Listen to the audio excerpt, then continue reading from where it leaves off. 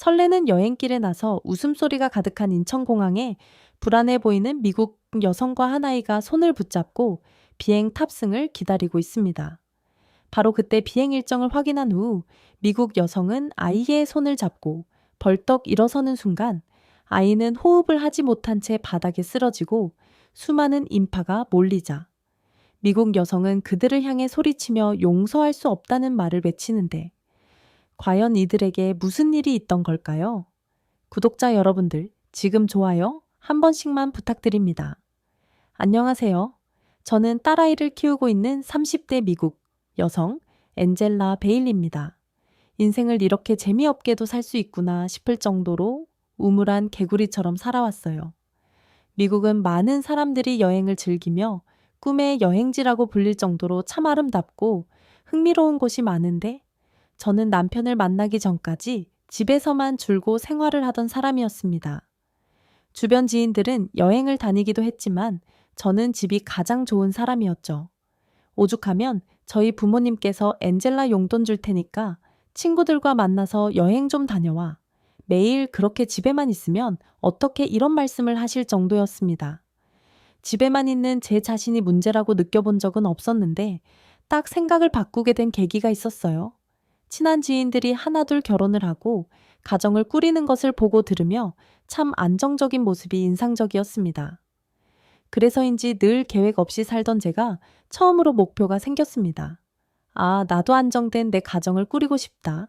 집에서 살림하는 것도 좋았고 안정적인 내 가족이 생기길 간절히 바라고 있다는 것을 이때 알았어요. 누군가를 사귀려면 정말 밖에 나가기도 하고 사람들을 만나야 했는데 저는 이걸 제대로 하지 못했죠. 무작정 누군가를 만날 수는 없으니 저는 내면을 채우며 제가 좋은 사람이 되어 좋은 사람이 오길 기다렸습니다. 부족한 공부를 하기도 했고 평소 좋아하던 꽃을 다듬으며 기분 전환을 하고 지인들에게 선물도 했어요. 그렇게 밖에서 활동이 많아지고 내면을 채우다 보니 정말 좋은 사람이 제 앞에 나타났습니다. 소개로 만나게 된 남편은 외교관이었고 그를 볼 때면 참 멋진 모습에 미소가 멈추지 않았어요. 본인의 일을 사랑하는 사람이었고 책임감과 성실함에 저는 이 사람과의 미래를 그릴 수 있었습니다. 결혼할 사람을 보면 단번에 알아챌 정도로 느낌이 온다고 하기에 늘 그 느낌이 궁금했어요. 그런데 남편을 보고 만나는 시간이 길어질수록 아, 이 사람이구나 라는 감정이 들었습니다. 대단히 잘난 사람은 아니었지만 적어도 한평생을 같이 하며 즐겁고 안정적으로 살 수 있을 거라 확신했어요. 남편은 추진력까지 있어 연애와 결혼까지 그야말로 일사천리로 단숨에 하게 되었어요. 결혼 후 저는 동네 마트에서 일을 하며 지냈습니다. 제가 벌어오는 돈이 넉넉하지는 않았지만 남편은 그런 적에 늘 용기를 줬어요. 큰 돈은 남편이 벌어올 거니 저는 소소하게 제 용돈벌이만 해도 괜찮다고 했습니다. 말 한마디를 해도 참 배려가 들어있는 남편의 말을 들으며 늘 똑같이 의미 없는 삶을 살던 저는 이제야 비로소 저도 쓸모있는 사람이라는 생각이 들었어요. 흔히 들 말하는 자존감이 남편을 만나고 안정적으로 높아진 것입니다. 그렇게 마트 일을 하고 남는 시간에는 집안 살림을 하며 지내던 중 뱃속에 아이가 생겼어요. 저희 부부에게 찾아온 이 축복은 말로 다 표현할 수 없을 만큼 행복했습니다. 남편은 제가 조금이라도 무리하는 것이 싫다며 취미 생활을 즐기고 태교를 하며 하루하루를 여유롭게 보내길 바랐어요. 남편의 제안에도 고민이 많았지만 점점 주수가 찰수록 몸이 힘든 게 느껴져 마트 일을 그만두게 되었습니다. 그렇게 소중히 10달을 품은 아이가 태어난 후 육아에만 전념하며 살았어요. 드디어 제가 꿈꾸던 아름다운 내 가정 안에서 내 가족을 위한 시간을 보내며 살게 되어 저는 너무나 행복했습니다. 누군가에게는 평범한 듯한 이 일상이 제게는 참 소중했고 만족스러운 삶이라 생각하며 지냈어요. 그러던 중 저희 가족에게 첫 번째 위기가 다가왔습니다. 퇴근 후 집에 와서 아이와 제게 다정하던 남편의 모습은 사라지고 표정이 어두웠어요. 저는 그런 남편이 걱정스러워 물었습니다. 당신 요즘 무슨 힘든 일이라도 있는 거야? 밥도 잘 못 먹고 표정이 너무 어두워서 걱정돼. 평소에 남편이라면 제게 무슨 일이 있다고 말을 해줬을 텐데 의외의 대답을 했죠. 아무 일도 없어 걱정 마. 처음 들어보는 낯선 목소리와 단답의 말투는 많은 생각을 들게 만들었습니다. 그렇지만 제가 걱정할 행동을 할 사람이 아니기에 시간이 지나면 말을 해줄 것이라 믿고 기다렸어요. 그렇게 일주일 정도 흐른 뒤 남편은 제게 입을 열었습니다. 엔젤라, 정말 어려운 얘기를 해야 해서 고민이 많았어. 사실 한국 지사로 발령이 나서 그곳에서 한 1년 정도 지내야 하는 상황이야. 애도 아직 어리고 아무래도 타국으로 가는 게 어려울 것 같아서 안 가려고 해봤는데 그럴 수가 없어. 근데 나는 혼자 갈 자신도 없고 정말 어려운 선택이지만 우리 가족 다 같이 1년 정도 한국에 가서 살다 오는 거 괜찮을까? 남편이 이렇게 고민을 했던 이유를 누구보다 저는 잘 알고 있었어요. 제가 미국 내에서도 여행조차 안 할 정도로 집에만 있는 성격인데 비행 시간만 10시간이 넘는 한국을 가서 터잡고 살 사람이 아니었죠. 남편의 말을 듣고 고민이 많아졌고 머리가 복잡해졌습니다. 솔직한 심정으로는 가기 싫었어요. 그렇지만 가족이 떨어져 지내는 것을 원치도 않았고 그 먼 타국에 남편 홀로 보내는 것은 더욱 싫었습니다. 저는 남편에게 내가 생각할 시간을 줄 수 있어? 라고 말한 후 고민에 빠졌어요. 그리고 한국에 대해 아는 정보가 너무 없어서 검색을 해가며 찾아보았습니다. 아이를 데리고 가야 했기에 그곳에서 과연 아이가 적응을 할 수 있는지가 가장 중요했고 한국은 어떤 곳인지 그 자체가 궁금하기도 했어요. 세심하게 살펴본 것도 아닌데 언뜻 봐도 한국이 아이를 키우기에 나쁘지 않은 환경이라는 것을 알 수 있었습니다. 실제로 미국에서 한국 유학을 선택하는 경우도 많다고 했죠. 저는 아이가 지내기 괜찮은 환경이라면 그걸로 다 상관없었어요. 한국 다 같이 가자. 가족이 떨어져 지낼 수는 없잖아. 그 길로 저희 부부는 아주 바쁜 나날을 보냈습니다. 미국 집은 1년간 빈집으로 있어야 했기에 정리할 것은 정리를 했고 한국에서 지낼 곳을 찾고 아이가 다닐 유치원도 알아봤죠. 아이가 유치원을 다닐 나이라 가자마자 보내는 것이 한국에 적응하기 빠를 것이라 해서 가장 집중해서 알아봤습니다. 남편 회사 측에서 집을 구하는 것은 도움을 줘서 어렵지 않게 구할 수 있었어요.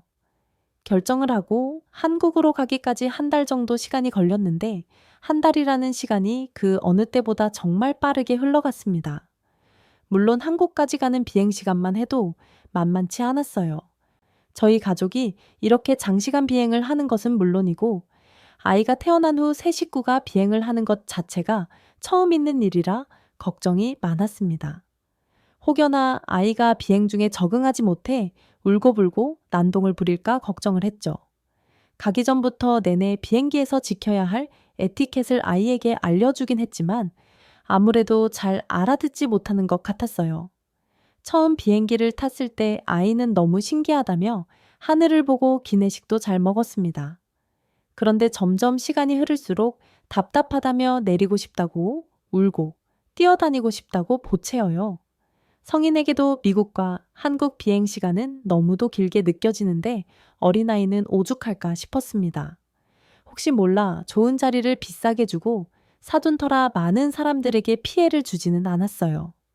또한 한국 승무원분께서 어린아이들은 힘든 게 당연하다며 함께 놀아주시기도 하고 정말 감사했습니다. 한국인들도 마찬가지겠지만 미국인들은 이렇게 서로에게 피해를 주는 것을 극도로 싫어해요.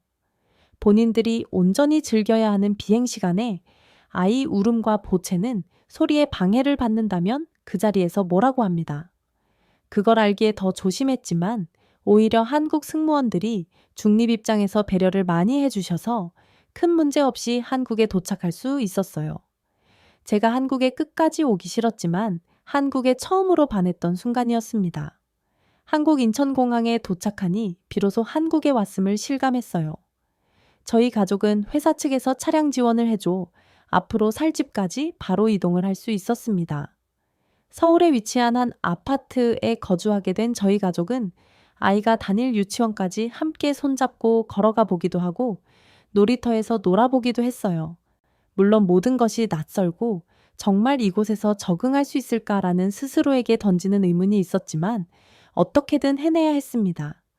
아이 유치원을 등 하원시키면서 자연스럽게 유치원 엄마들과 대화를 나누게 되었어요. 안녕하세요. 이번에 처음 보는데 이사 오셨나 봐요. 햇살판 아기 엄마예요. 저는 이때 한국말을 아예 할 줄 몰라서 서로 번역까지 해가며 소통해야 하는 번거로움이 있었는데 유치원 엄마들은 저를 놓지 않았어요. 제가 어떤 사정으로 이 먼 땅까지 왔는지 모두 대화를 나누어 오히려 제게 그랬습니다. 원래 낯선 곳에서 제일 서러운 법이니까 우리랑 친구하고 같이 잘 지내봐요. 한국인이든 미국인이든 뭐가 중요해요. 다 똑같이 애 키우는 엄마잖아요. 저는 운이 좋은 사람이었습니다. 따뜻한 유치원 엄마들은 늘 저를 먼저 챙겨줬고 아이에게 먹일 한국 음식들도 제게 싸다 주곤 했어요. 이거 먹을 때 살짝만 데워서 먹이면 끝이에요. 아주 간단해요. 한 5분 정도만 살짝 트면 바로 먹을 수 있고 이거는 애밥 안 먹을 때 밥이랑 그냥 비벼서 주면 뚝딱 잘 먹을 거예요.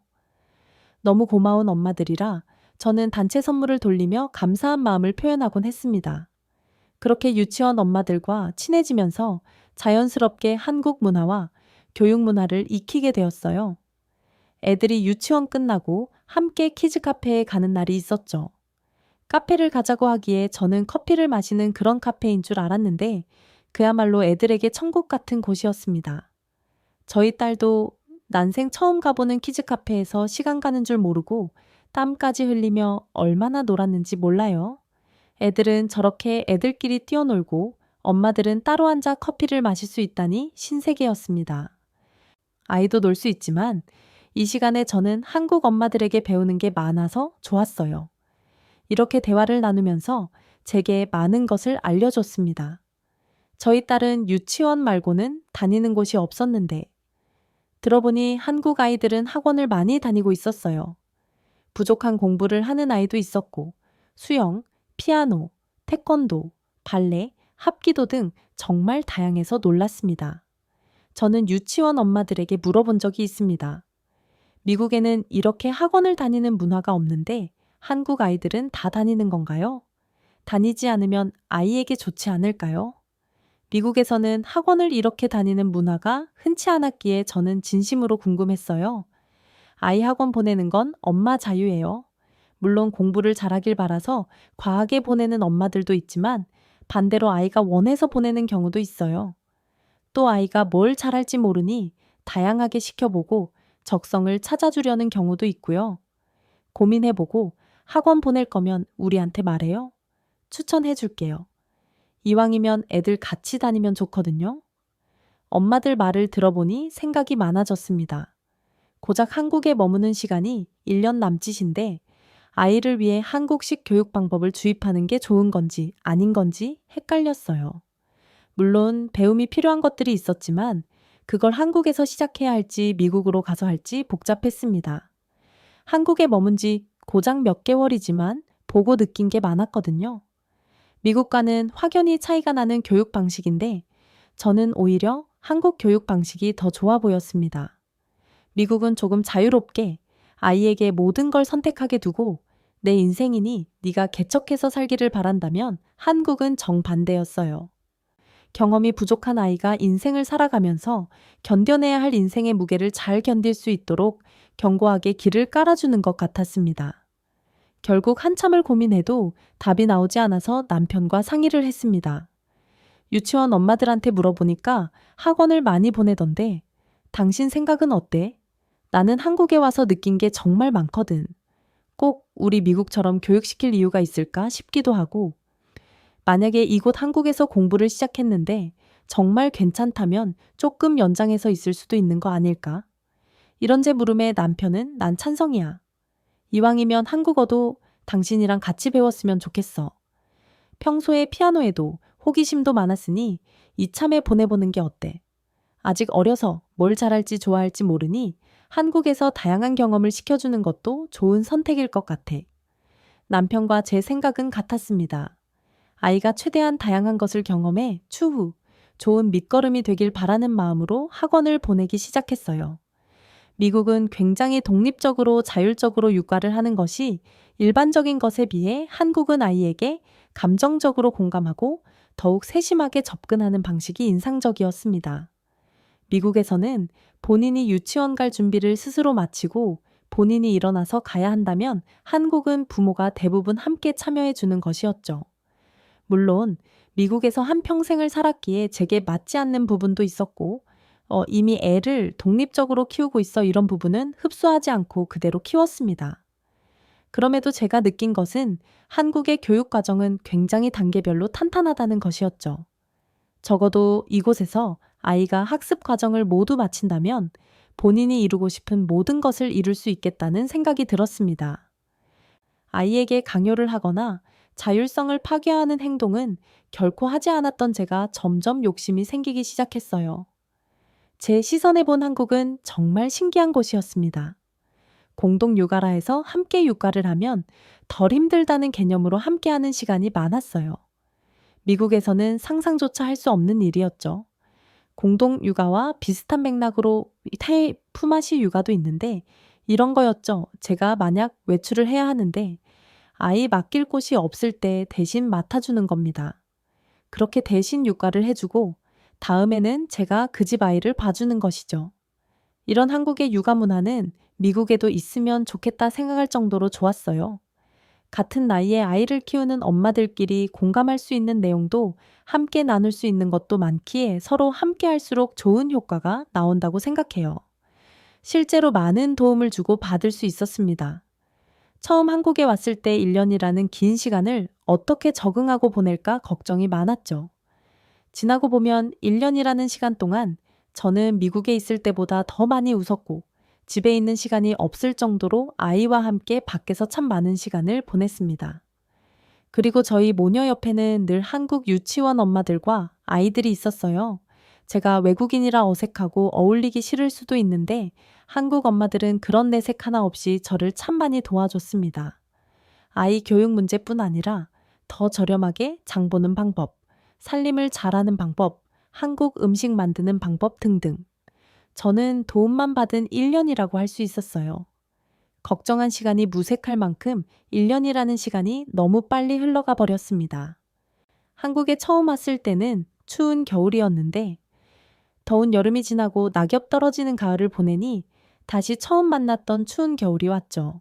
이맘때쯤 제가 많이 울적한 모습을 보여 남편이 걱정을 많이 했습니다. 엔젤라, 괜찮아? 한국에서 사람들이랑 전기 많이 들었지? 막상 가려니 나도 시원섭섭한데 매일을 함께한 당신은 오죽할까 싶네. 그러지 말고 떠나기 전에 사람들 모두 초대해서 파티 한번 할까? 스스로가 도대체 왜 이렇게 울적한지 이해할 수 없을 정도로 꽤 힘들었습니다. 괜찮아, 다들 바쁜 사람들인데 파티까지 열 필요가 뭐가 있어 조용히 인사하고 떠나는 게 맞지? 거리가 좀 멀어야 놀러 오라는 말을 할 텐데 10시간이 넘는 비행을 하고 정말 누가 와줄까 싶은 생각이 들다 보니 이게 영원히 마지막일 것 같았습니다. 너무 좋은 사람들을 만나 1년 동안 인생에서 느껴보지 못한 감정과 생각을 하며 엄마로서도 한 사람으로서도 많이 성장했는데 이웃 한국인들과 헤어지는 게 싫었어요. 물론 슬펐지만 저희 가족이 원래 있던 자리로 돌아가야 했기에 최대한 내색하지 않으려 노력했습니다. 남편은 끝까지 마무리를 하고 와야 했고 저는 미국에서 살던 집을 정리하기 위해 아이와 남편보다 며칠 먼저 떠나기로 결정했어요. 이제 정말 떠날 시간이 다가왔어. 한국에서의 모든 시간이 참 좋았어. 여기서 계속 살면 좋을 것 같기도 한데 참 아쉽네. 한국에 올 때도 갈 때도 선택권이 없는 게 너무 속상해. 서운함에 남편에게 투정을 부리기도 했고 그렇게 정말 떠날 준비를 끝냈고 모두에게 진심을 담은 인사를 했죠. 너무 먼 곳이지만 언젠가 기회가 된다면 꼭 미국으로 놀러 와줘요. 내가 언제라도 기다릴게요. 처음 한국에서 1년을 산다고 생각했을 때 정말 막막해서 눈물이 났지만 엄마들과 함께 보낸 한국의 1년은 제 평생 살아온 시간 중 가장 행복했던 시간이었어요. 저를 있는 그대로 받아주고 한국에서 잘 적응해서 살 수 있도록 도와주셔서 진심으로 감사합니다. 제가 지금은 이런 말밖에 할 수 있는 게 없지만 꼭 우리 미국 집으로 놀러 와 주신다면 은혜 꼭 갚을게요. 모두 건강하고 우리 화상 채팅도 종종 하면서 그렇게 지냈으면 좋겠어요. 한국 엄마들에게 마지막 인사를 하는데 눈물이 나더라고요. 꼭 참으려 했지만 모두 눈물을 훔치며 또 웃으며 그렇게 마지막 인사를 했습니다. 인사까지 하고 나니 정말 모든 게 끝이 났구나 실감을 했어요. 그렇게 미국으로 돌아갈 채비를 했고 아이와 길을 나섰습니다. 아이를 데리고 먼저 온 인천공항은 단둘이라 조금 무서웠는데 하필 아이 몸이 좋지 않아서 신경이 더욱 날카로웠어요. 그래도 한국 소아과 약은 정말 잘 들어서 미리 타온 약을 먹이고 대기를 하는데 기상 악화로 비행기가 지연되면서 아이 컨디션은 더욱 좋지 않아졌죠. 몸에 힘이 쭉 빠지더니 저를 보는 아이의 시선이 흐릿해지기 시작했어요. 이 상태로 10시간이 넘는 비행을 하면 아이가 큰일이 날 것 같아. 비행 일정을 바꾸려는데 아이가 쓰러졌습니다. 저는 너무 놀라 순간 머리가 하얘졌고 아이를 붙잡고 울기만 했어요. 그런데 놀랍게도 우는 저를 뒤로 하고 한국 사람들이 대처를 하기 시작했습니다. 아이 평소 아픈 곳 있나요? 여기 공항에 병원 있으니 우선 그쪽으로 빨리 가시죠. 어머니 정신 없으시니 제가 안고 뛰겠습니다. 짐 챙기시고 천천히 오세요. 도와달라는 말도 한마디 안 했는데 한국 사람들은 나서서 아이를 공항에 있는 병원으로 안고 뛰었습니다. 이후 저를 진정시키며 의사와 대화를 나눌 수 있게 해줬어요. 아이 증상에 대해서 말을 하고 모든 검사를 진행하게 되었습니다. 저는 여기서 놀란 게 한두 가지가 아니었습니다. 어떻게 공항에 이런 병원이 있는지 한국 사람들의 온정은 어디까지인지 얼떨떨했어요. 우선 아이가 갑자기 쓰러져 영문도 모른 채 답답한 상황이라 저는 한국인들의 도움을 받으며 공항 내 병원으로 향했습니다. 사실 이것만으로도 많이 놀랐지만 제가 놀란 것은 여기까지가 아닙니다. 한국 의료 수준 굉장하다는 것은 어느 정도 알고 있었습니다. 미국과 달리 정말 신속하게 병명을 파악하고 조치를 해줬어요. 저희 아이는 지병이 없는 아이였기에 단순 감기로 인한 고열 정도로 생각했어요. 그런데 믿고 싶지 않은 일이 벌어지고야 말았습니다. 아이가 급성 백혈병이었고 공항 내 병원에서는 구급차를 불러 대학병원으로 인계를 해주셨어요. 병원까지 도대체 무슨 정신으로 간 건지 정신을 차릴 수가 없었습니다. 제가 이렇게 놀랐던 이유는 이미 한국에 오기 전에, 그러니까 1년 전에 아이 몸에 문제가 없는지 전체적으로 검사를 한번 했었어요. 먼 타국으로 가니 혹시라도 문제가 없으니 해서 말이죠. 그때 저희 애는 너무 건강하다는 진단을 받았는데 어떻게 백혈병일 수 있는지 믿을 수가 없었어요. 병원에 도착해서 아이는 정밀 검사에 들어갔고 저는 눈물이 났지만 보호자로서 밟아야 하는 절차가 있어 하나씩 해내고 있었습니다. 한참 정신이 없는 제게 누군가 다가왔습니다. 한국의 대학병원에는 국제진료센터가 별도로 있어서 제가 한국말을 못해도 아무 무리 없이 이용할 수 있었어요. 공항 내 병원에서 소견서를 받아서 갔던 터라 도착해 정밀 검사를 시행했죠. 한국의 체계적인 의료 시스템에 저는 놀랐습니다. 어느 정도 정리를 하고 남편에게 연락을 하고 검사가 끝나길 또 남편이 오길 기다리는 동안 하염없이 무너져 울기만 했습니다. 아이는 백혈병이 맞았고 당장 치료를 해야 했어요.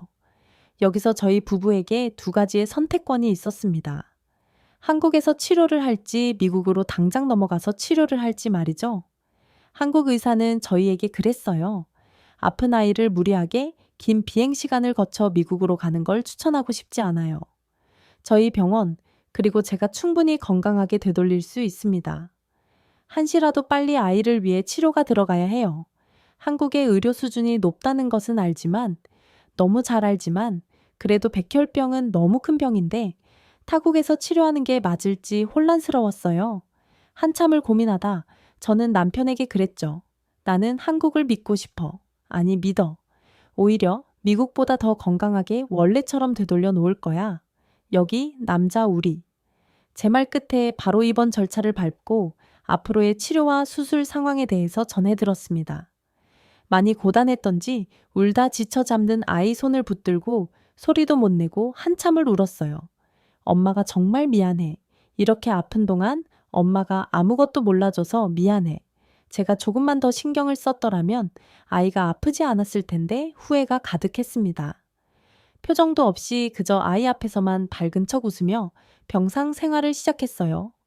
대신 아파주고 싶은 이 마음은 굴뚝 같은데 정작 옆에서 해줄 수 있는 게 아무것도 없다는 이 허탈함이 저를 더욱 괴롭게 했습니다. 병원 사람들이 말을 걸어도 뭐라고 하는지도 모르겠고 아이가 아파서 운이 다른 사람들에게 피해를 주는 것 같아. 죄송하다고 해도 그들이 알아듣지도 못하고 힘들었어요. 1년이라는 시간 동안 한국어를 꽤 배우긴 했는데 아무런 말이 나오지 않았습니다. 그때 유치원 엄마한테 전화가 왔고 한참을 울며 전화를 했어요. 내가 이래놓고 무슨 엄마겠어? 난 엄마 자격도 없어. 나는 애가 이렇게 아플 동안 아무것도 몰랐어, 나는. 그런 제게 유치원 엄마는 그랬습니다. 그게 왜 엔젤라 탓이야? 아이가 아픈 건 엄마 잘못이 아니야. 냉정하게 들리지 모르겠지만 애가 아픈 걸 엄마가 어떻게 막아? 그저 아픈 아이가 더 아프지 않고 빨리 치유할 수 있도록 엄마가 같이 해주는 거지. 묵묵히 그 자리 지키면 돼. 무너지지 마. 엔젤라는 내가 본 사람 중 가장 강한 엄마야. 한동안 정신을 못 차렸는데 이 통화를 끝내고 점점 정신이 들기 시작했습니다.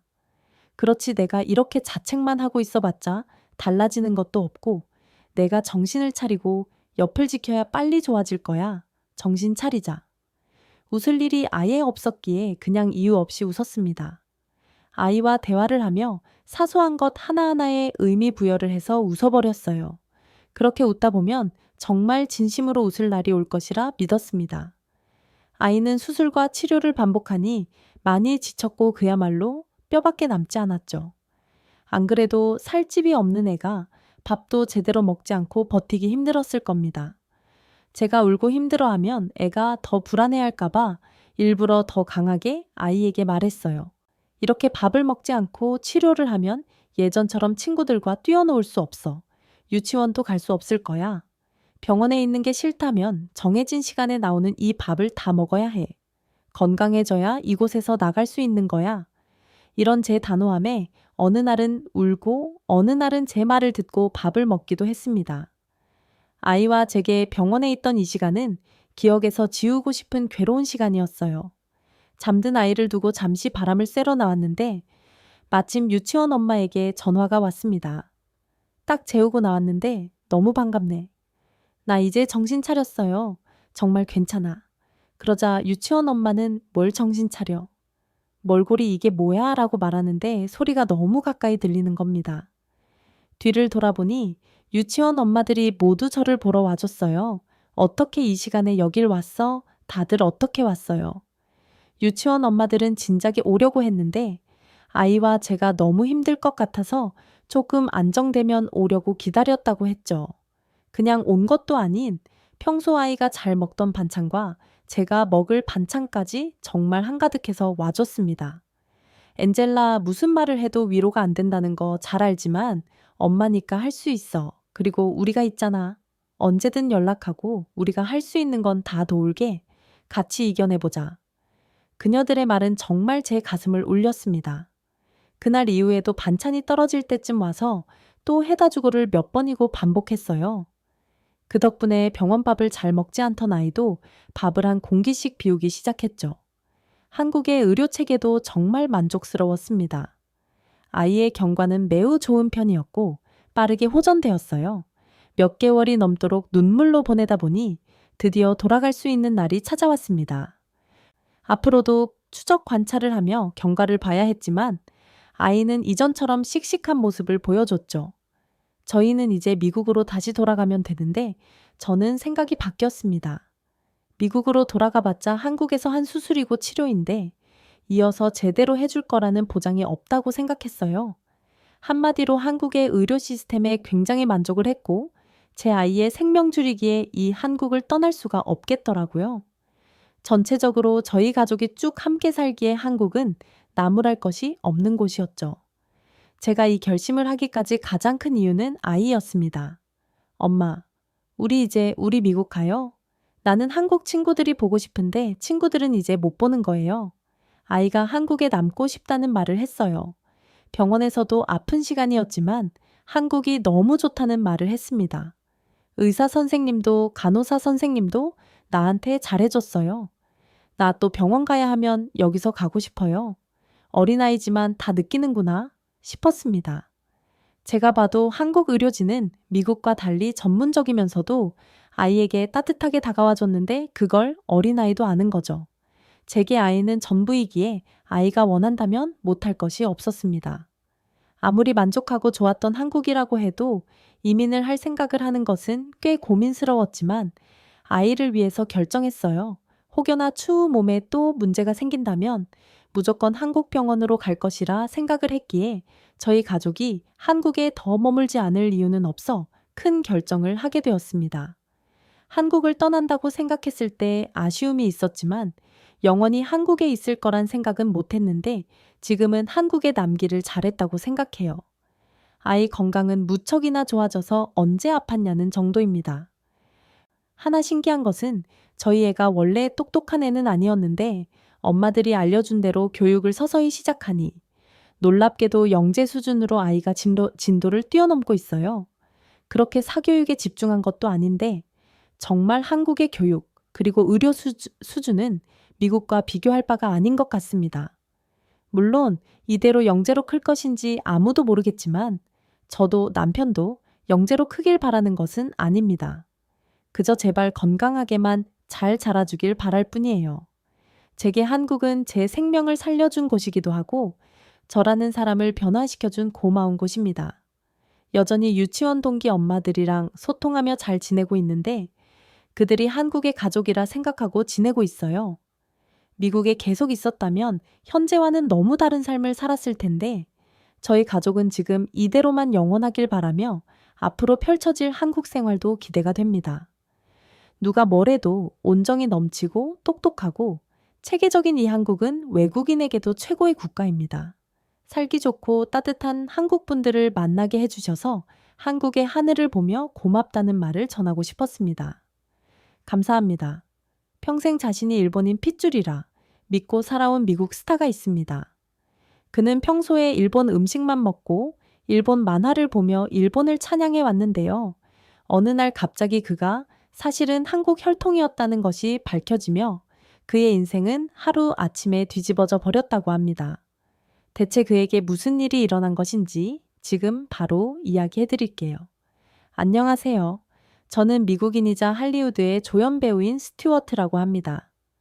여러분, 평생 믿어온 자신의 정체성이 하룻밤 사이에 무너진다면 어떠실 것 같나요? 그것도 방송 중에 말이죠. 그 끔찍한 일이 제게 실제로 벌어졌고 그 순간 머릿속이 새하얘지며 저는 정말이지 기절초풍할 것 같았죠. 다행히 지금은 그 혼란을 딛고 저는 이제 완전한 한국인의 후손이 되어 당당하게 살아가고 있답니다. 그럼 지금부터 제 인생을 뒤흔든 충격적인 사건들을 하나하나 말씀드릴게요. 저는 어릴 때부터 제 할머니가 일본인이라고 생각하며 자랐어요. 저희 집안 가계도를 보면 할머니 성함이 히로코라고 적혀 있었고 그 때문에 저는 할머니가 당연히 일본인이라고 생각했죠. 저는 제 몸에 일본인의 피가 흐른다는 것이 꽤나 마음에 들었는데 당시 일본은 아시아에서 제일 잘 나가는 나라였기 때문이죠. 저는 늘 일본이 세련되고 멋진 나라라고 생각했고 일본 영화도 즐겨보고 일본 음식도 일주일에 3번씩은 꼭 먹었어요. 그런 저를 보며 친구들은 패트릭 넌 일본 피가 섞여서 그런지 일본 문화를 진짜 좋아하는구나 이렇게 말하곤 했죠. 그렇게 지내다 보니 어느 순간 저는 마치 제가 일본의 대변인이라도 된 듯 행동하게 되더라고요. 어쩌다 한일 갈등 같은 주제 이야기가 나올 때면 저는 늘 일본 편을 들었어요. 2018년 한국 대법원에서 일본 기업이 조선의 강제징용 피해자에게 배상하라는 판결이 내려졌을 때도 저는 이렇게 말했죠. 한국은 왜 자꾸 과거를 들춰내는 거지? 이미 몇십 년이나 지나간 옛날 일인데 객관적으로 봤을 때 한국인들은 너무 지별하고 쿨하지 못한 것 같아. 한국한테 맨날 머리차에 잡히는 일본이 너무 불쌍해. 지금 생각하면 정말 부끄럽고 어리석은 언행이었지만 당시에 저는 그게 멋있어 보인다고 생각했던 것 같아요. 제가 객관적이라고 믿어래 의심치 않았던 일들이 사실은 얼마나 편향되고 무지한 것이었는지 그때 저를 생각하면 지금도 얼굴이 확 끙거린답니다. 쥐구멍이 있다면 당장이라도 숨어 들어가고 싶을 정도죠. 하지만 그때 당시에 저는 제가 틀렸다는 생각을 전혀 하지 못했어요. 그러던 어느 날 제 인생을 뒤흔든 사건이 일어났습니다. 그때 저는 연예인의 가족사를 소개하는 스타의 숨겨진 이야기라는 관찰 예능 프로그램에 출연하게 되었는데, 저는 드디어 내 일본인 조상님을 대중에게 자랑할 기회다 라는 생각에 들떠 있었어요. 하지만 그날 밤 MC의 입에서 한 충격적인 이야기가 흘러나왔고, 그렇게 제 인생은 송두리째 뒤집히고 말았죠. 패트릭 씨, 놀라지 말고 들으세요. 저희가 확인해 보니 당신의 할머니는 일본인이 아니라 한국인이셨습니다. 그 순간 시간이 멈춘 것만 같았어요. 저는 마치 번개를 맞은 듯 그 자리에 얼어붙어 버렸죠. 뭐라고요? 아니, 그럴 리가 없어요. 분명 뭔가 착오가 있는 거겠죠. 그게 말이 됩니까? 제 할머니 이름은 히로코였다고요.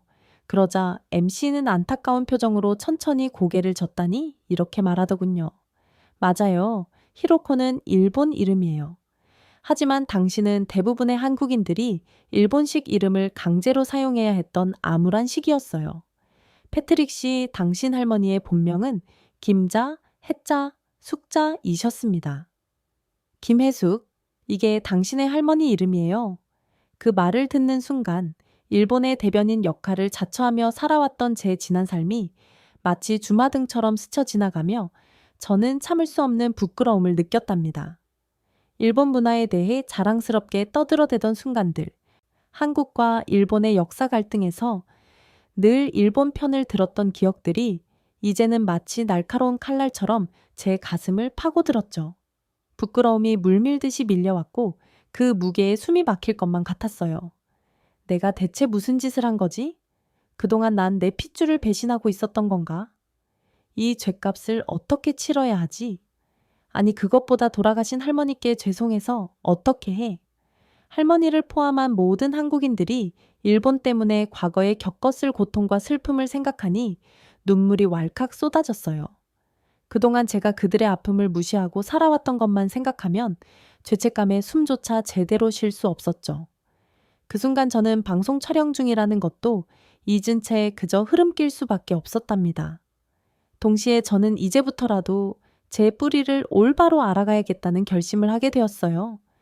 우선 저는 일주일 동안 집 밖으로 한 발자국도 나가지 않은 채 오로지 한국에 대해 공부하는데 모든 시간을 쏟아부었어요. 그런데 시간이 갈수록 제 가슴에서 참을 수 없는 부끄러움이 솟구치더군요. 특히 위안부 피해자 할머니들의 이야기와 일본의 사도광산에서 강제 노역을 했던 한국인들의 안타까운 이야기를 알게 되었을 때는 가슴이 찢어지는 듯 했어요. 이렇게 끔찍한 일들이 있었는데 난 어떻게 일본 편을 들 수 있었지? 부끄러움과 죄책감, 그리고 일본에 대한 분노가 뒤섞인 복잡한 감정이 저를 집어삼키는 듯 했어요. 이런 것도 모르고 일본을 찬양했던 과거의 무식한 제가 정말 죽을 만큼 미웠죠. 할 수만 있다면 과거로 돌아가 일본이 좋다고 떠들어대던 제 입을 때려주고 싶었죠. 하지만 지난 시간을 돌이킬 수 있는 방법은 없었고 저는 이제부터라도 진짜 한국인답게 살아가기로 결심했답니다. 그렇게 결심을 하고 난 뒤 저는 망설임 없이 동네에 있는 한식당으로 향했어요. 그곳은 그동안 수없이 지나쳤지만 한 번도 들어가 본 적은 없던 할매 청국장이란 가게였죠. 괜히 긴장되는 마음에 침을 꿀꺽 삼키며 가게 문을 열자 낯선 향기가 제 코를 찌르더군요. 그건 마치 오래된 양말과 치즈를 섞어 놓은 듯한 독특한 향기였죠. 순간 저는 뒤돌아 나가고 싶은 충동에 사로잡혔어요. 그런데 바로 그때 주름진 얼굴에 할머니가 환하게 웃으며 어서 오라고 저를 반갑게 맞아주시더군요. 할머니의 그 얼굴을 보는데 차마 밖으로 나갈 수가 없더라고요. 결국 저는 두 눈을 질끈 감고 청국장을 주문했죠. 잠시 후 뜨끈한 청국장찌개 정식이 차려졌고 저는 엄청난 긴장 속에 조심스레 한 숟가락을 떠서 입에 넣어먹었어요. 그 순간 저는 저도 모르게 오마이갓 하고 비명을 지르고 말았답니다. 그건 정말이지 충격적인 맛이었어요. 뭐랄까 우주의 신비를 한 숟가락에 담아 먹는 듯한 느낌이었죠. 그 후로 두 번째 숟가락을 입에 넣기까지는 어마어마한 용기가 필요했어요. 이걸 정말 다시 먹어야 하나 하는 생각이 들었지만 이미 엎질러진 물 꾹 참고 먹어보기로 했죠.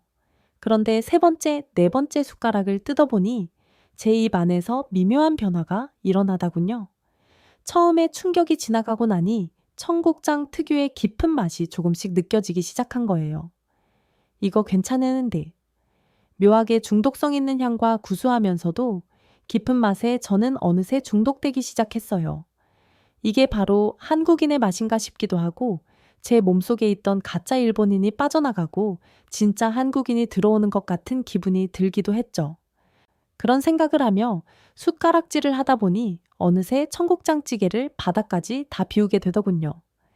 이게 진짜 내 피가 원하던 맛이구나. 청국장찌개는 그동안 제가 매일 같이 먹어왔던 초밥과는 완전히 달랐어요. 초밥이 잔잔한 호수라면 청국장찌개는 거친 파도와 거대한 깊이를 자랑하는 바다와 같았죠.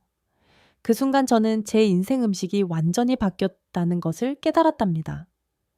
그렇게 가게를 나와 집으로 가는 길, 저는 지나가다 한 식당이 보일 때마다 발걸음을 멈춰 세우고는 이렇게 중얼거렸어요.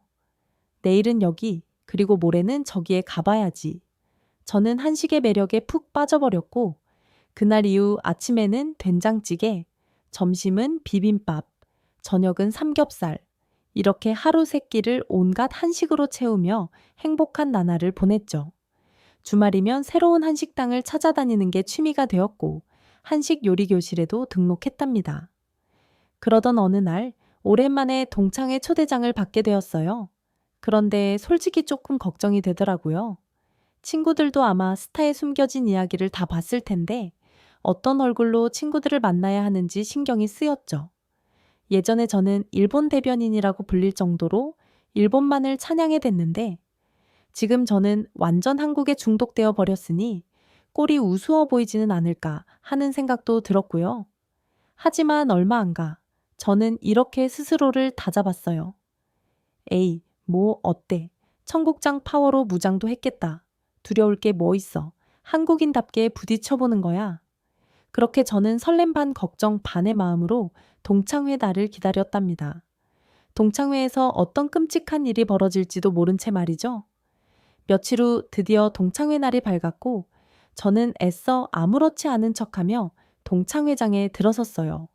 다행히 친구들은 걱정과 달리 저를 반갑게 맞아주었죠. 오랜만에 친구들을 만나니 기분이 아주 좋더군요. 그렇게 마음을 놓은 순간 한 여자친구가 제게 다가와 말을 걸었는데 그 친구는 바로 일본인 사쿠라였죠.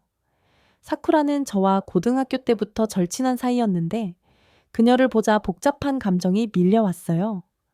예전에 저는 일본을 너무나 좋아했고 저 역시 사쿠라와 같은 일본인 혈통이라고 믿었기에 그 애와 가깝게 지냈던 건데 이제는 모든 게 달라졌으니까요.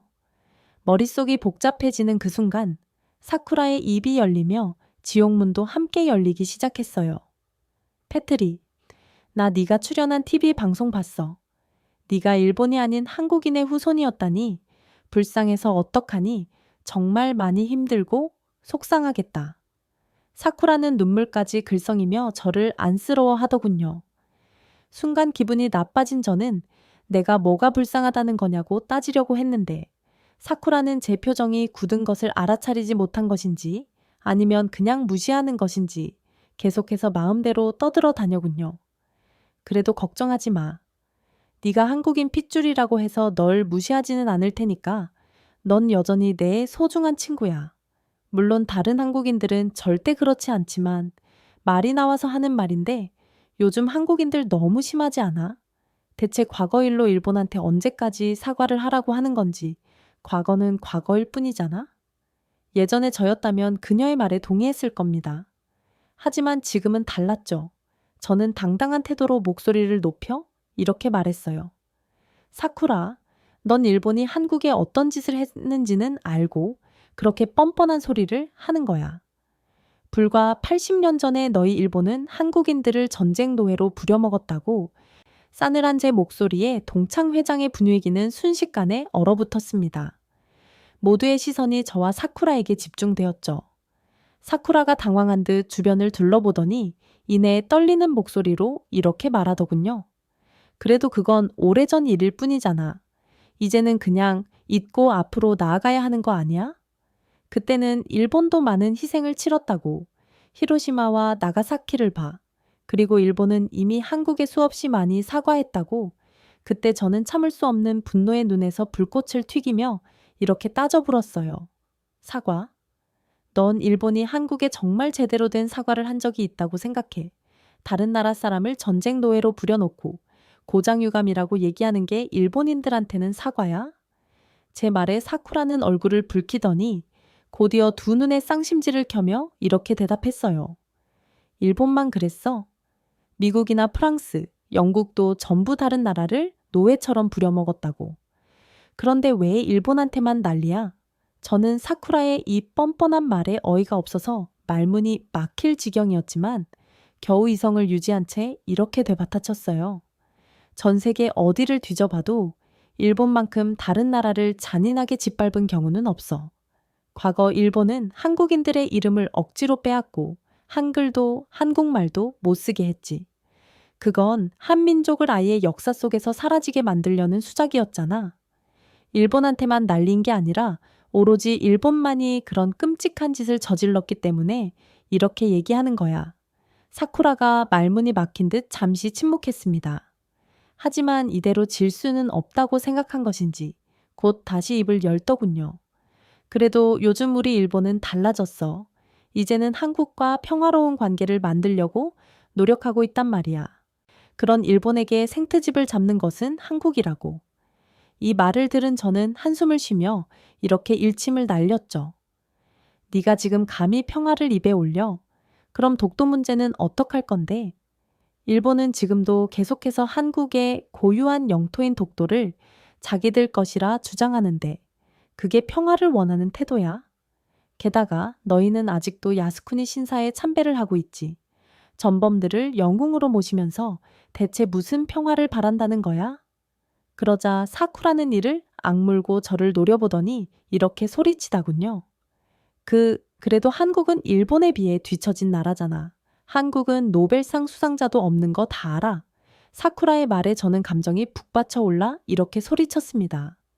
사쿠라 너, 그거 알아?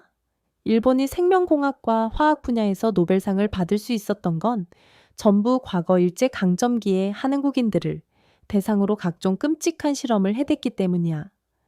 넌 그렇게 역겨운 실험 자료를 기반으로 받은 노벨상이 자랑스러워? 이어서 저는 한국이 일본에 비해 뒤처진 나라라는 사쿠라의 말에 반박하기 시작했어요. 한국은 일본에 철저하게 짓밟힌 뒤에도 무려 반세기 만에 세계 12권의 경제대국이 된 나라야. 넌 감히 그런 한국을 향해 뒤처졌다고 말했지?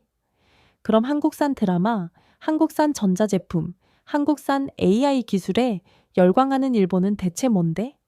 제 말이 끝나자마자 사방에서 수근거리는 친구들의 목소리가 들려왔습니다. 방금 패트릭이 한 말, 저거 진짜 사실이야? 한국이 그렇게 대단하다고? 그런데 사쿠라는 왜 저래? 요즘 일본 경제가 망하기 직전이라더니 잘 나가는 한국한테 열등감 느끼는 것 아니야? 그렇게 친구들의 수근거림이 계속되자 사쿠라는 더 이상 버티지 못하고 서둘러 자리를 떠버렸어요. 뒤돌아보지도 않고 마치 도망치듯 동창 회장을 나서는 그 애의 뒷모습은 너무 초라해 보였죠. 그 순간 제 마음속에 묘한 감정이 들었어요. 승리감도 있었지만 씁쓸함도 함께 느껴졌죠. 저는 사쿠라가 싫었던 것이 아니라 일본 정부가 하고 있는 행태가 잘못되었다고 생각한 것인데 이 오랜 시간 잘못된 역사를 배운 터에 사쿠라가 저런 생각을 갖고 있었을 테니까요. 괜히 오랜 친구가 역사 문제로 저와 말 다툼하고 나갔다 보니 마음이 좋지 않았습니다. 그때 옆에 있던 친구 한 명이 조심스럽게 말을 걸어오더군요. 패트릭, 사실 나는 일본이 한국을 식민 지배했다는 것은 알고 있었는데 난 그저 한국이 요즘 잘 나가는 나라라고만 생각했지. 그 뒤에 그렇게나 슬픈 역사가 있는 줄은 꿈에도 몰랐어. 그러자 다른 친구들도 이 의견에 동참해오기 시작했어요. 나도 그래.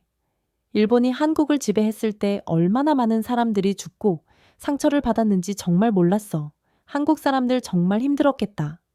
저는 친구들의 말이 이어질수록 마음 한구석에서 무언가 뜨겁게 일렁이는 걸 느꼈어요. 한국이 겪은 고통의 역사는 명백한 사실임에도 불구하고 이렇게 많은 사람들이 몰랐다는 사실에 충격을 받았죠.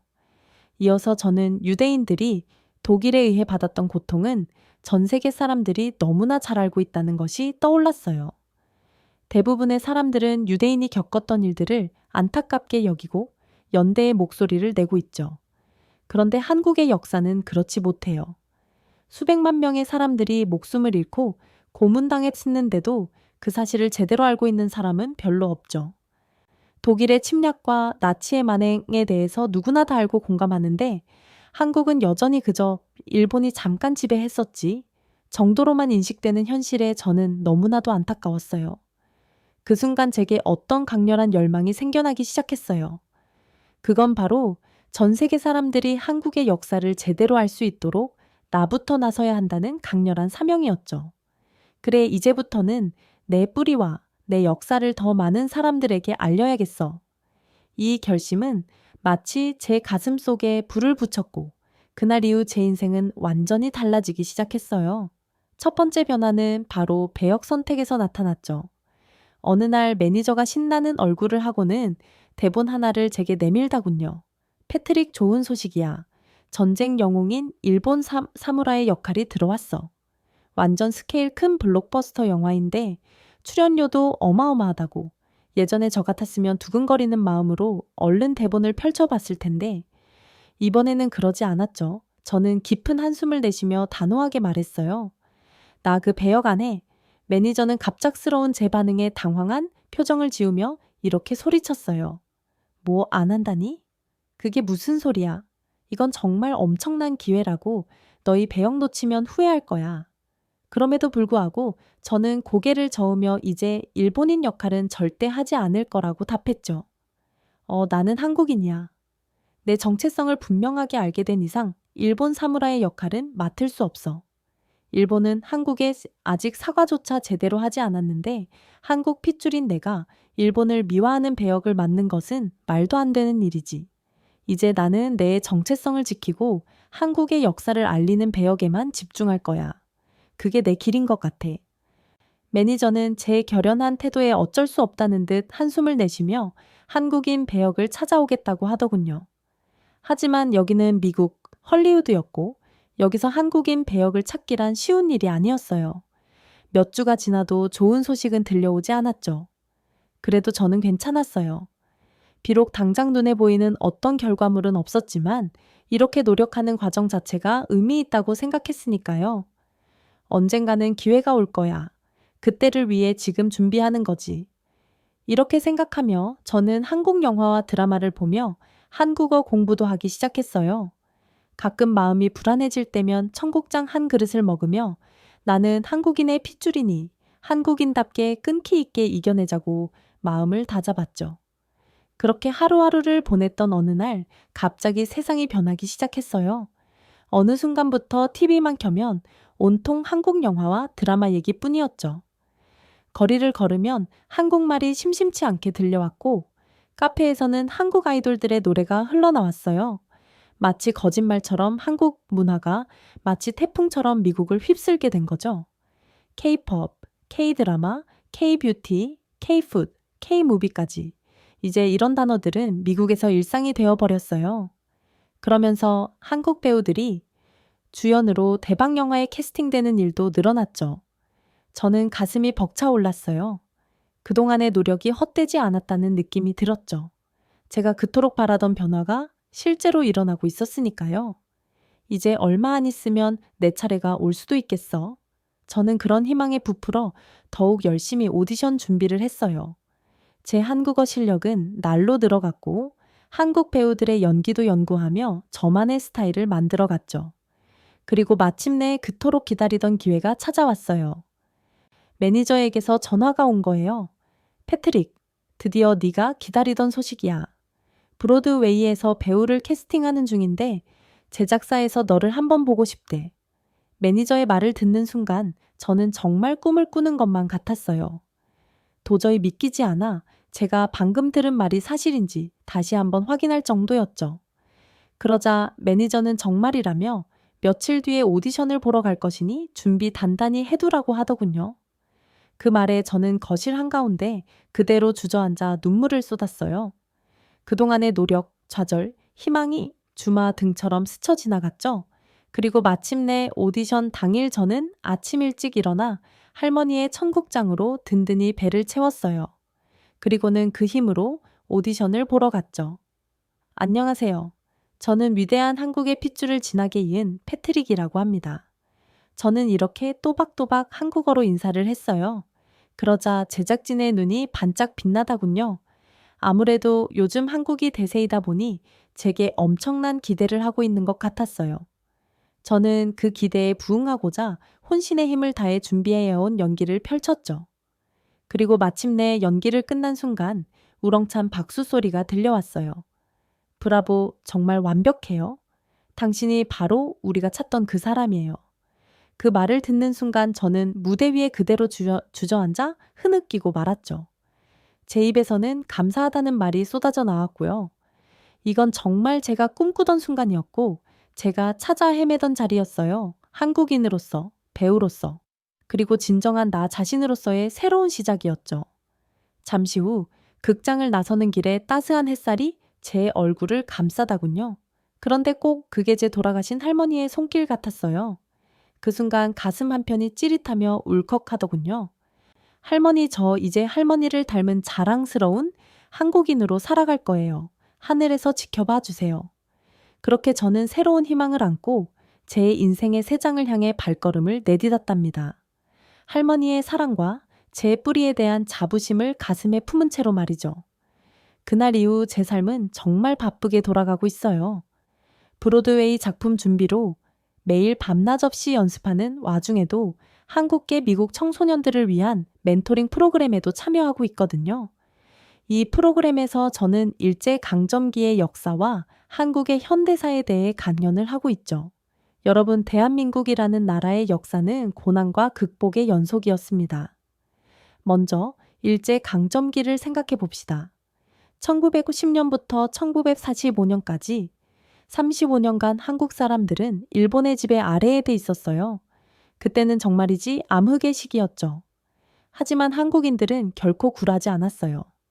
3.1 운동을 통해 한국이 자주 독립국임을 당당하게 외쳤죠. 그 후에 한국전쟁으로 온 국토가 폐허가 되었을 때도 한국인들은 마치 불사조처럼 전쟁의 재더미 속에서 다시 일어섰죠. 한강의 기적이라고 불리는 이 경제 성장은 전 세계를 놀라게 할 정도였죠. 하지만 1997년 또 다른 시련이 찾아왔어요. 바로 IMF 외환위기였죠. 이 부분에서 저는 잠시 멈추고 아이들의 반응을 살펴보았어요. 그들의 눈에는 걱정이 가득했죠. 저는 그들을 향해 걱정하지 말라는 뜻으로 한 번 미소를 지어준 후 이야기를 계속했어요. 한국인들은 금 모으기 운동으로 급한 불을 끈 뒤 반도체 산업을 일으켰고 무려 3년 만에 IMF 관리체제에서 벗어날 수 있었어요. 이건 세계 경제 역사상 유례 없는 빠른 회복이었죠. 제가 이렇게 말하자 아이들의 얼굴에 자부심이 생기기 시작하더군요. 그때 마지막 결정타로 저는 이렇게 힘주어 말했습니다. 그리고 지금 대한민국은 세계를 호령하는 경제대국이 되었고 한국 문화는 전 세계를 강타하고 있죠. 여러분, 이것이 바로 한국의 역사입니다. 고난을 이겨내고 더 강해진 우리 민족의 이야기죠. 우리는 이 역사를 자랑스러워해야 합니다. 그리고 이 정신을 이어받아 우리는 앞으로 더 나은 미래를 만들어 가야 합니다. 그렇게 강연을 마치자 올해와 같은 박수가 쏟아졌는데 그때 17살쯤 되어 보이는 한국계 미국인 소년이 자리에서 벌떡 일어나더군요. 오늘 강연 너무 감동적이었어요. 사실 저는 제가 한국계라는 것이 부끄럽고 싫었거든요. 학교 친구들이 자꾸 놀려서요. 한 번은 수학이랑 과학 시험에서 만점을 받았는데 친구들이 넌 역시 한국인이라 그런 과목을 잘하는구나 이렇게 말하더라고요. 마치 제 노력은 중요하지 않고 그저 인종 때문인 것처럼요. 그때 부끄럽지만 저는 제가 한국인이라는 게 너무 창피했어요. 왜 나는 한국인인 걸까? 그냥 평범한 미국인이었으면 좋겠다. 이런 생각도 많이 했고요. 그런데 오늘 강연을 들으면서 처음으로 제가 한국인이라는 사실이 자랑스럽다고 느꼈어요. 일제강점기에 고통을 이겨내고 전쟁의 폐허에서 다시 일어선 민족이라니 정말 대단해요. 저는 따뜻하게 미소 지으며 한국인들은 정말 대단한 사람들이라고, 그 피가 너의 몸에도 흐르고 있으니 자부심을 가지라고 말했죠. 그러자 소년의 눈에서 결연한 빛이 번쩍이더군요. 저 이제부터는 한국인으로 당당하게 살 거예요. 그리고 언젠가는 노벨상을 받는 과학자가 될 거예요. 어렵다는 건 알아요. 하지만 한국인의 정신으로 열심히 노력하면 해낼 수 있을 것 같아요. 그리고 언젠가 진짜 노벨상을 받는 날, 저는 한국인이라고 아주 크게 외칠 거예요. 그렇게 말하는 소년의 내 눈에는 한국인다운 열정이 가득 차 있었어요. 물론 저는 이 소년과 잠깐 짧게 대화한 것뿐이고, 이 대화로 인해 앞으로 어떤 일이 벌어질지 아무도 알 수 없지만, 저는 한 가지는 확신할 수 있었어요. 그건 바로 한국이 노벨상에 한 발자국 더 가까이 다가가기 시작했다는 것이었죠. 그 순간 저는 제 역할의 중요성을 다시 한번 깨달았어요. 그러면서 저는 이런 생각도 하게 되었죠. 그동안 내가 한국과 일본 사이에서 혼란스러움을 겪었던 것은 다 이런 순간을 위해서였던 것 아닐까. 이 깨달음은 마치 오랫동안 풀지 못했던 퍼즐의 마지막 조각을 맞춘 것 같은 느낌이었어요. 제 인생의 모든 순간들, 심지어 가장 어렵고 혼란스러웠던 시기조차도 이 순간을 위한 준비였다는 생각에 가슴이 뭉클해졌죠. 그래서 저는 결심했어요. 제 남은 생애를 한국과 일본, 그리고 전 세계의 평화와 이해를 위해 바치기로 말이에요. 저는 이것이 제 삶의 목적이자 제 모든 경험의 결실이라고 믿어요. 만약 저의 이런 모습을 하늘나라에 계신 할머니가 저를 보고 계시다면 뭐라고 생각하실까요? 아마도 이렇게 말씀하시지 않을까요? 패트릭, 할머니가 평생 하지 못했던 이야기를 네가 대신 해주고 있구나. 정말 고맙다. 고마워. 이런 상상을 하면 제 눈에는 어김없이 눈물이 고인답니다. 그리고 다시 한번 이렇게 다짐하곤 해요. 할머니, 저는 앞으로도 지금처럼 우리의 역사를 전 세계에 알리고 청소년들에게 한국인의 자부심을 전할게요. 재미교포 2세, 3세들이 자신의 뿌리를 잊지 않도록 돕고 그들에게 한국의 역사와 정신을 널리 알리는 것이 이제는 제 사명이 된 것 같아요. 그들이 자신의 정체성을 부끄러워하지 않고 오히려 그것을 자랑스럽게 여기며 살아갈 수 있도록 최선을 다해 도울게요. 할머니께서 하늘나라에서 이 이야기를 들으신다면 조금이나마 기뻐하시겠죠. 저는 그렇게라도 한국인인 할머니를 일본인이라 착각하고 살아온 제 잘못을 씻어내고 싶어요. 동시에 제 사연이 한국인 여러분 한 분 한 분의 가슴에 작은 불씨를 지피는 계기가 되기를 바라요. 그 불씨가 모여 큰 불꽃이 되고 그 불꽃은 자부심이 되어 세계 무대에서 우리를 당당히 빛나게 해줄 테니까요. 그럼 자랑스러운 한국인의 후손임에 감사하며 저의 이야기는 이만 마치도록 하겠습니다. 네, 오늘 사연 여기까지입니다. 미국에는 한국인의 피가 섞여 있는 교포들이 많이 있다고 합니다. 그런데 이런 분들이 모여 역사를 함께 배우고 한국의 피를 가진 것에 자부심을 가지고 살고 있다고 하는데요. 아마 오늘 사연이 그런 분들을 대변했던 사연이 아니었나 싶네요. 늘 한국을 위해 애써주셔서 고맙습니다. 자, 여러분, 그럼 오늘 사연 어떻게 들으셨나요? 사연이 좋으셨다면 구독과 좋아요 부탁드리고요. 지금까지 저는 여우튜브 송은지였습니다. 영상 끝까지 시청해주셔서 감사드리고 언제나처럼 늘 우리 구독자분들 사랑합니다. 감사합니다. 구독과 좋아요 부탁드립니다.